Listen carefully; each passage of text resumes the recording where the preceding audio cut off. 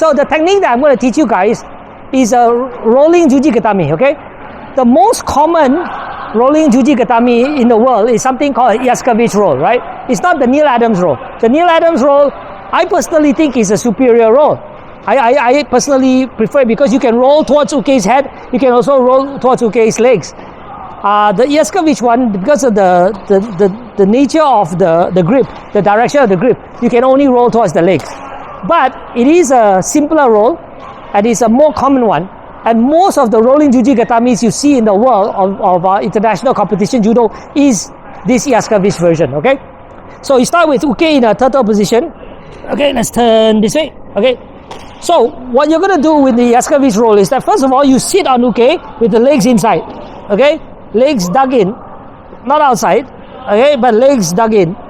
And your right hand goes through Uke's left shoulder, threads out, and you feed your own lapel. Okay? So it looks like this. You post on your head and on your right shoulder in order to look in this direction. Okay, so look, I'm threading this through. I post on my head, okay, and my left leg is going through Nigel's belly, okay, going across Nigel's belly. The right leg is gonna nestle on his head, okay, and I'm holding my own lapel. So I'm down like this. Okay, now I grab this. Remember not to put your hands inside here, this is penalty. So I grab this and I can try to pull him over, but if it's too difficult, I pull him closer here. I grab this, then I'm able to roll him over, and I sit up into a Juji-Gatame position. Okay, so again,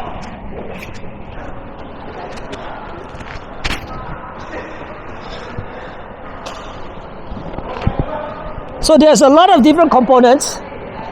I thread this through, I grab my own lapel, right? And this leg, the left leg, goes right across the belly. Right across the belly, out to the other side. This shin, right here, goes on the back of his neck. And it presses down, okay? So all of it happens at the same time.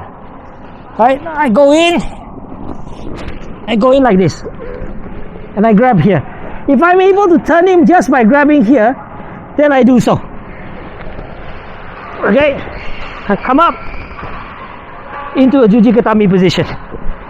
If I'm not able to turn just by grabbing the near leg, I have to grab the far leg.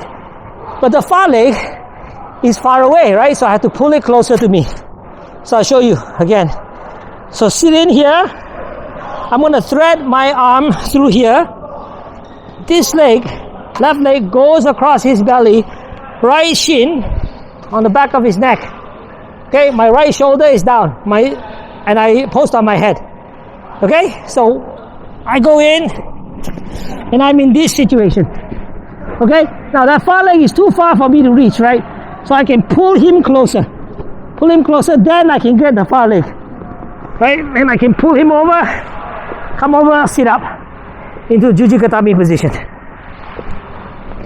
Okay, is that clear for you guys? Yeah.